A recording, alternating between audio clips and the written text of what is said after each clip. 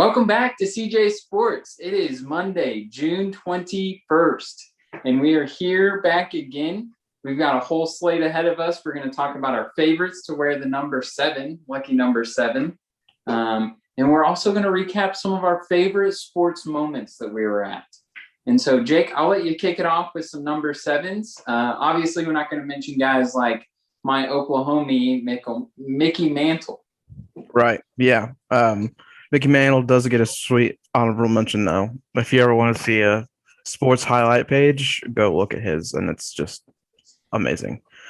But I'm going to start us off with my first guy.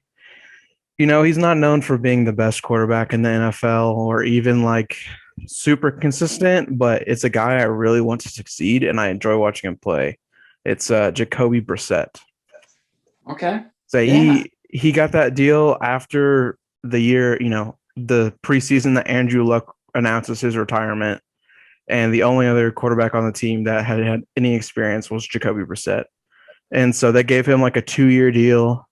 And he did his best. He only got to start that 1 year, and went 7-8, and he didn't do terrible. Like, he held a team together that after that was expected to do awful, and he just kind of kept them in.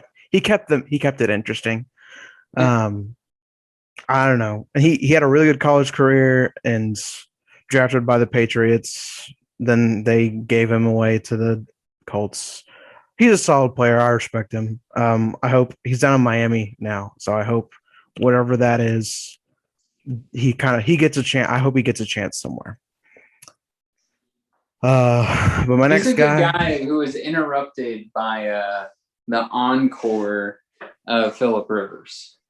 Yeah, pretty much. Yeah, I think Indy would have gave him one more season. I think so too. If they wouldn't have just given up on him and traded and got Phillip Rivers, he could have. I think he could have put it together last year, but I don't know. We'll see. He looks like he's going to be kind of a career backup, which sucks for him.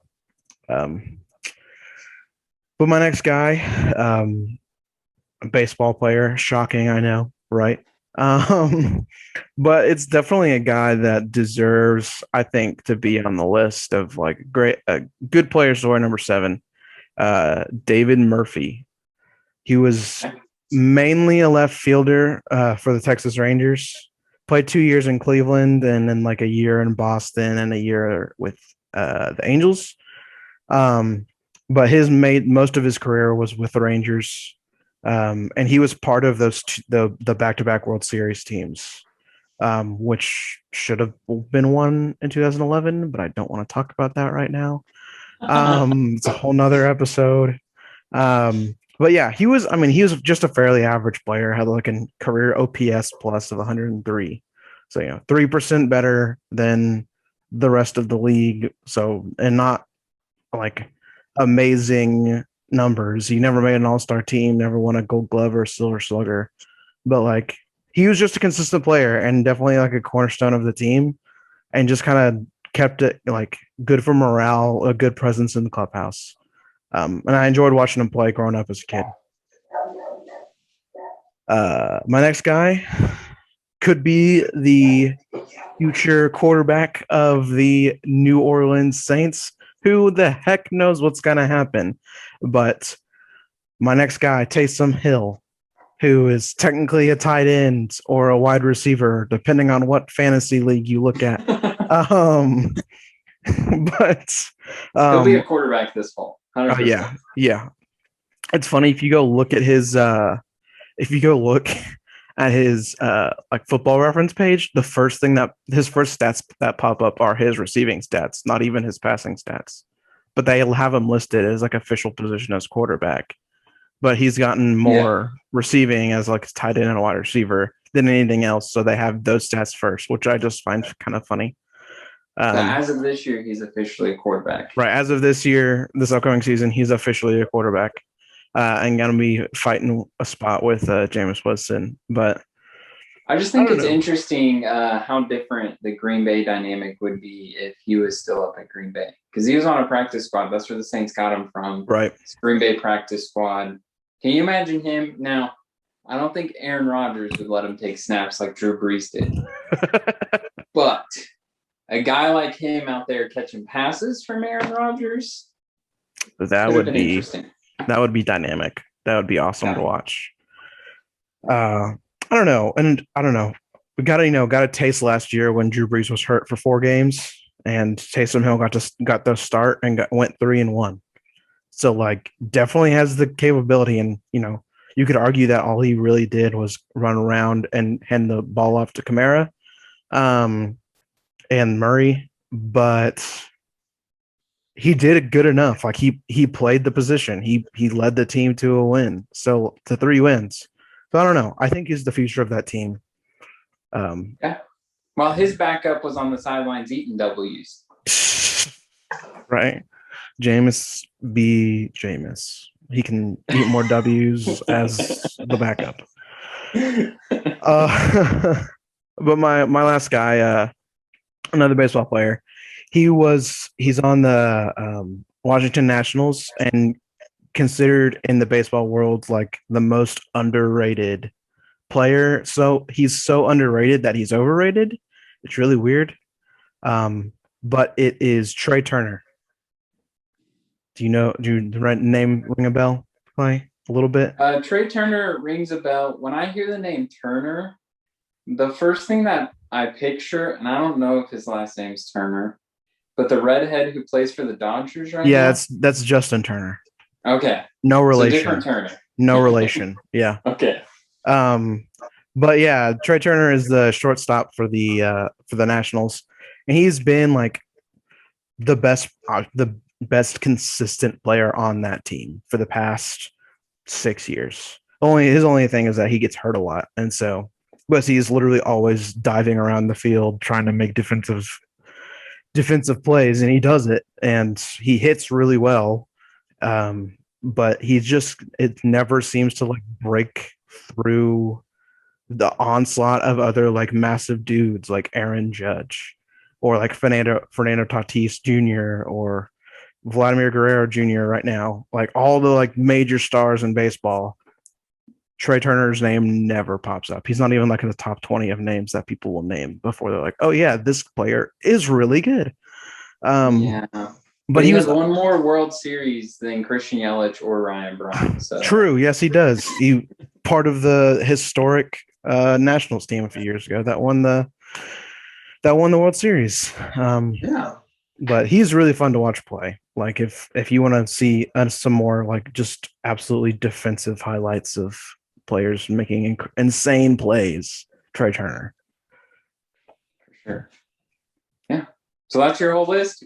That's my list. I do have to honorable mention though, okay. The man Pudge Rodriguez, because you cannot talk about Texas Rangers baseball without mentioning the name Ivan Pudge Rodriguez, one of the best catchers of all time.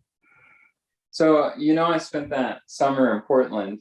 Right. Gosh, that's been 7 years ago now.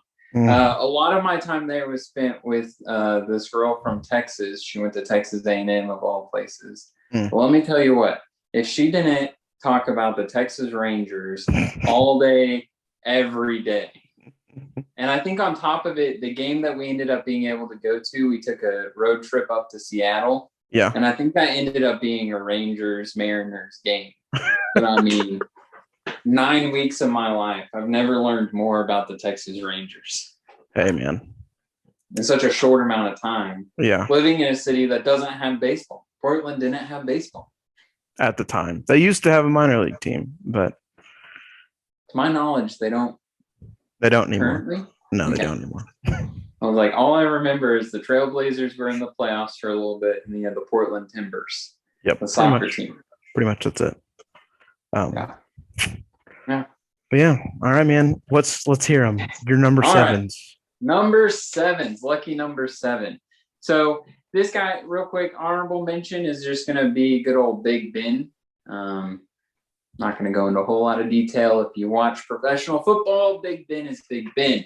Yep. You can talk about the last few seasons and if he's fallen off, but up until then, he was one of the greatest quarterbacks playing at the time. Yeah. Now, not the conversation for top 1 or 2, but still one of the greats. Oh, yeah, for sure. But going into some other guys to talk about, my first one, probably going to be a lot controversial, is good old Colin Kaepernick, Colin K. As far as football is concerned, as far as athleticism, you can't argue with his first few years in the league. You just can't. Yeah. We can talk about that last season. He got to play a significant amount, and we can talk about the political side of things. But as far as the actual football he played in his first few seasons, I think he was lights out. I remember being at a game and watching him in person, and it was just frustrating, the things that he could do. Yeah. What didn't happen is his game didn't evolve like Russell Wilson's did. Right. And that was the main thing that kind of, athletically anyway, killed his chances of continuing. Yeah, for sure. So there's a whole other conversation to be had. I will say I respect the heck out of all the things he's done since leaving football. He's got a Know Your Rights camp that's really good at educating our youth. He's created sit-downs between police officers and inner city youth and really created this connection in a lot of communities across mostly the southern U.S. He's done it in like Houston and I forget which city in Louisiana. I don't think it was New Orleans. May have been Baton Rouge, but it's been in Atlanta and a few other places, as well as obviously San Francisco is where he started it. But right. So he's done great things off the field and had a great first few seasons with the San Francisco 49ers, including a Super Bowl appearance. Right. Yeah. Unfortunately, Joe Flacco got the best of him. Really, the Ravens defense and random power outage. But okay. Oh, right, man. That was that year. Oh, my goodness. I forgot about that. Wow. Yeah. That was that year, 2012. Man. So that's my first number 7. Number 2 on my list is a guy I grew up watching. I have 2 parents who are Houston Astros fans. To this day, my dad still is bitter that the Milwaukee Brewers are in the NL and the Houston Astros are in the AL. We may have talked about this a couple weeks ago. We did. Talked about the logistics of it. It just makes sense. It did. I mean, I'll give them the AL division that you all are in doesn't really make sense that it's like Houston and Texas, and how are the A's a part of this? No. It'll eventually break up when they expand. It'll eventually break up into probably north, south, east, west, like the NFL did about a few years ago. A few years ago. Well, 15, but okay. Yeah, close enough. Or more at this point, maybe like 18. I don't even remember. 2002. Someone else did the math. So yeah, Greg Biggio. I grew up watching the Killer Bees, and my parents loved to watch the Astros. And at that point in history, it was watch the Astros lose a World Series. Yep. It's a great moment. And then they also got to watch the Astros become the Trastros. Yep. So, but Greg Biggio, as far as I know, my mom talks a lot about who he is off the field. Another stand-up guy. Just a great person, which I think is always an add to a human being. And then there's like my guy, like Sidney Crosby, who's a great athlete, punk off the ice. Like, don't want to mess with that guy. So we'll go with Greg Biggio there, my number 3. Number 2. Clay, real quick. Are you saying Greg or Craig?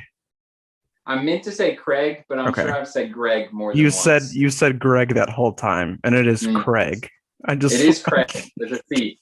Just want to make sure we want to say that before we get a random text or like a comment saying, "Oh, this guy said Greg the whole time. They didn't know anything."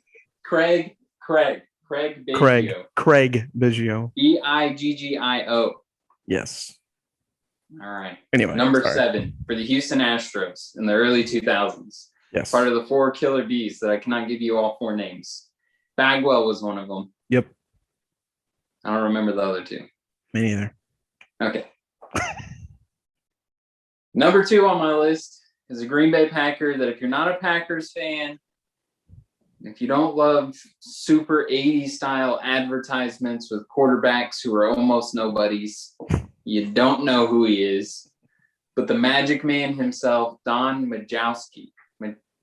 It's really hard to say his last name. It's Magk. To get the J and the K right next to each other and make both sounds is hard. It's tough. Majkowski. I don't know. Majkowski. I don't know. The Magic Man. Yeah. Yeah, really has nothing to do with his skill. He was a decent quarterback. Has everything to do with the really cool pictures that came out of the 80s and him being the quarterback of the Green Bay Packers. There's one of him like in a magician's top hat holding a wand and like a ball floating between the wand and his hand and stuff. It's fun stuff. 100% the aesthetics of having a guy with the nickname Magic Man. He had some good plays. I mean, you can go back in the highlights of the dark years, the dark ages for the Green Bay Packers between Lombardi Super Bowls and the arrival of Brett Favre. Definitely are highlighted by him being there. But still, not a standout athlete, just a really cool nickname and some cool 80s stuff. Great hair, too. Man, the 80s.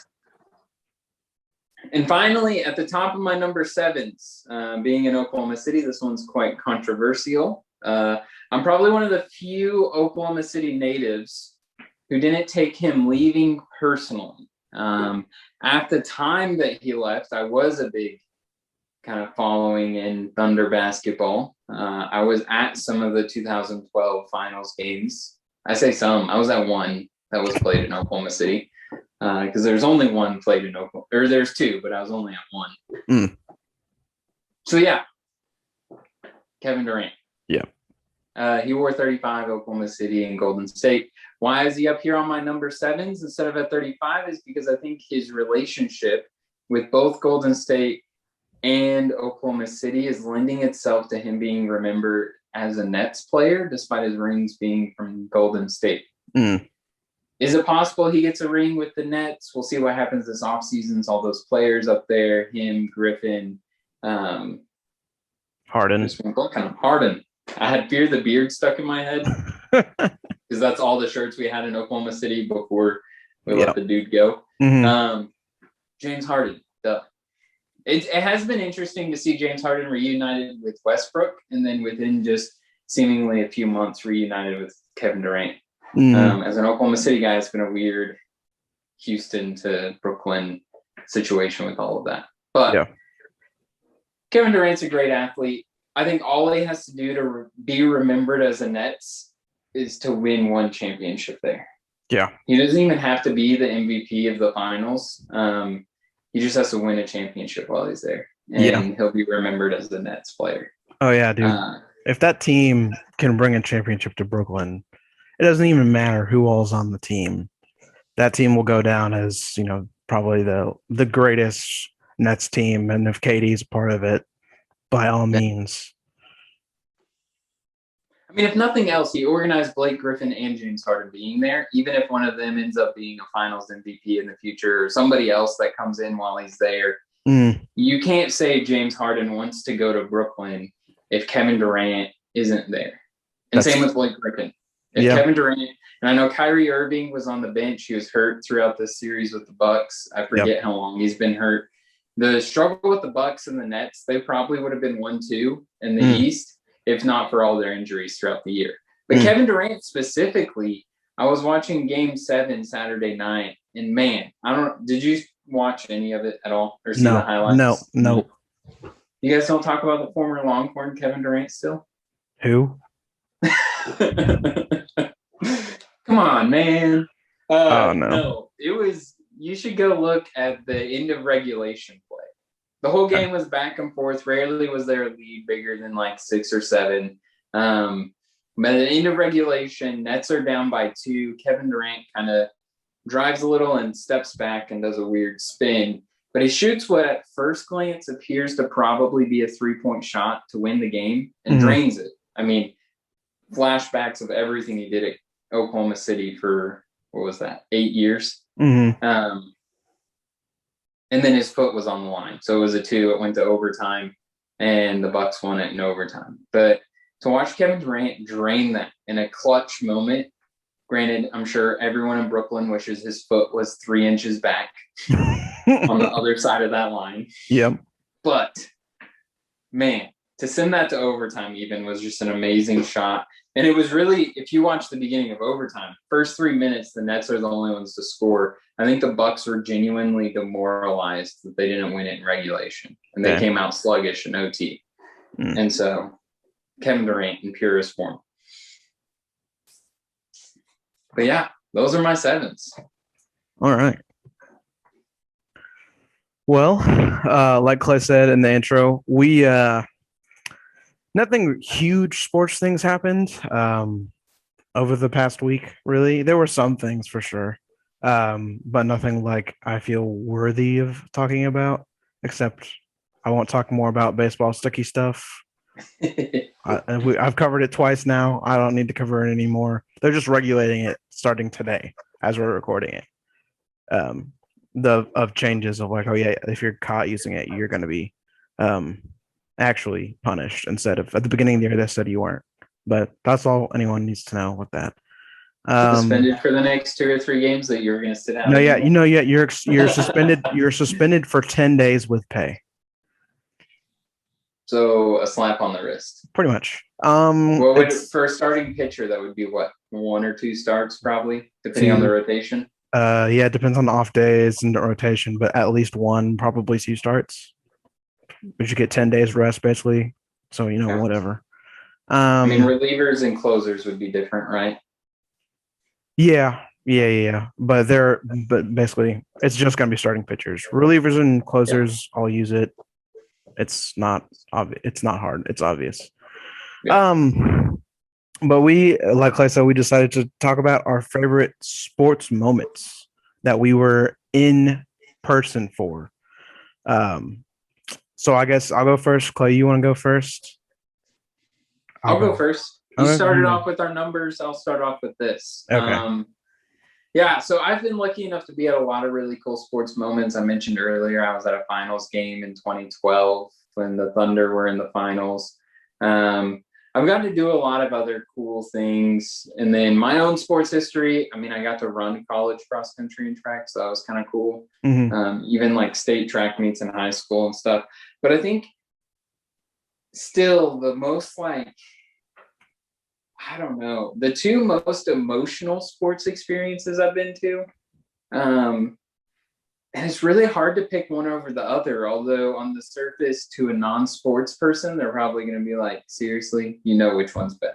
But I think, Jake, you'll understand kind of why this is a little bit difficult. As a Packers fan, my first game at Green Bay, my first game at Lambeau Field to go see, growing up in Oklahoma, I was, how old were we? 19, 18? However old we were freshman year of college. Yeah, 18. I guess I'm a year older, but whatever. Yeah.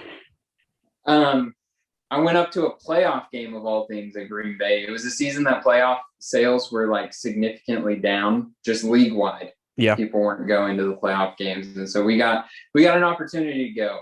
And coming out of the tunnel into Lambeau Field, that bowl, that just rows of aluminum seats, takes your breath away. It could have been that it was -10 outside, that my breath was so hard to catch. That definitely could have been part of it.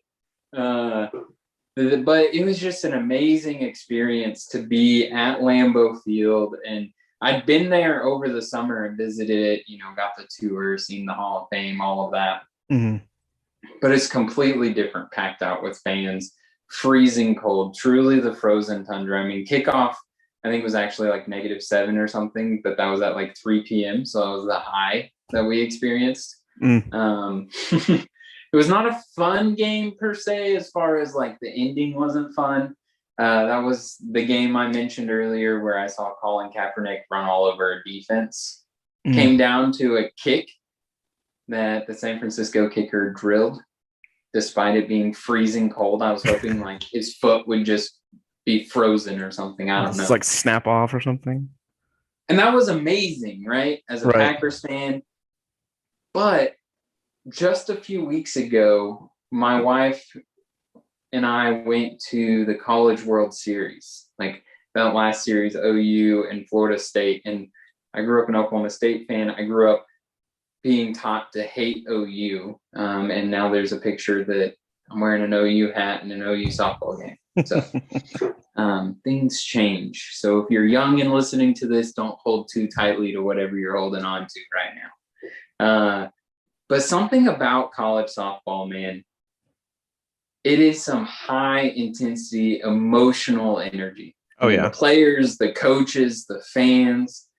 I mean, it's right up there with a playoff game at Green Bay. I'm going to be honest. I mean, maybe an NFC championship or something at Green Bay would have been different, or a game where Green Bay actually won a playoff game. But, man, College World Series is crazy. Women's College World Series. Yeah, it's nuts. I watched the day, but OU getting into the World Series, that final series, they had to play James Madison again. I watched those two games they had to play to win against James Madison, and it was incredible. Just to, like, I always try to watch at least one or two games every year because, like you said, the intensity, even watching on the TV, is insane. Like, it's a whole nother level of emotions and stuff like that. And then if I was there, I would agree with you. I know somebody that went, besides you, that got to go to like the qualifying stuff, and she said it was great. But talking about that, actually, I changed mine while you were talking. Okay. I was going to talk about how being in high school, my high school football team, like I've been to like a lot of Rangers games and stuff like that. None of them really stick out because I've been to Lord knows how many, at least 15 to 20, somewhere between 15 and 20 in my lifetime. But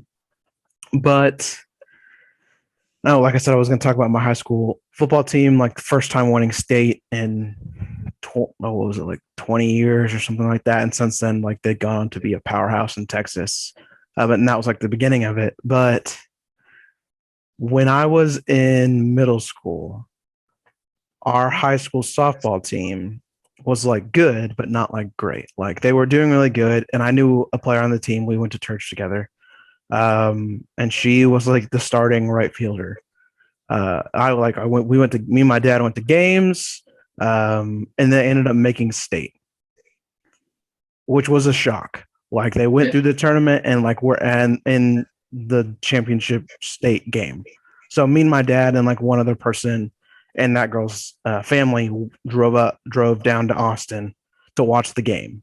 And dude, I could not believe like how absolutely insane the entire game was. Like it was a back and forth game, and it was nuts to watch. They went into extra innings, and our high school won, and it was just a fly ball hit directly to the girl I knew.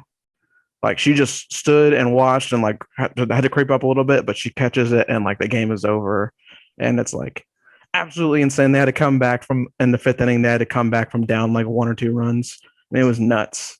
But like thinking of that memory now just like brings back a ton of emotions of like, holy crap. Like I cannot like, I was here to witness like a team that no one thought was going to be like good, really, really good.